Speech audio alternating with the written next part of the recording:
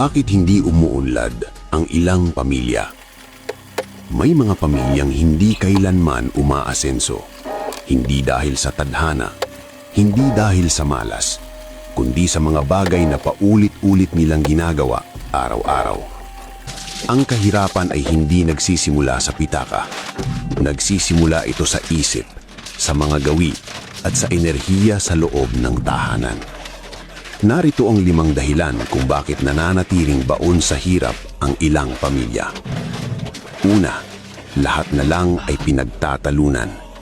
Napapalitan ng sigawan ng pagkakaintindihan, nawawala ang respeto, at walang sino mang uunlad sa isang lugar na puno ng hidwaan.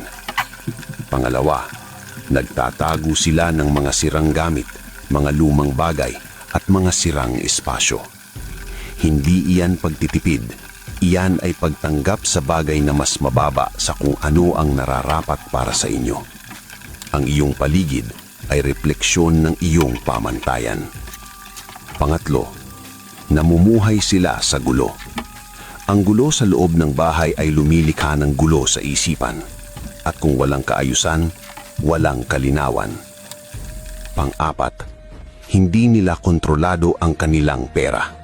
Walang plano, walang disiplina, puro gastos, utang, at pakikipagsapalaran para lang makatawid sa araw-araw.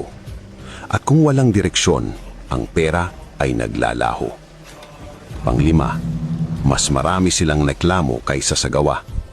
Sinisisi nila ang lahat maliban sa sarili nilang mga pasya. Ngunit walang magbabago hanggat hindi nagbabago ang iyong mga pasya. At narito ang pinakamahalagang bahagi. Ang isang pamilya ay hindi umaangat ng dahil lang sa tsamba. Umaangat ito dahil sa disiplina.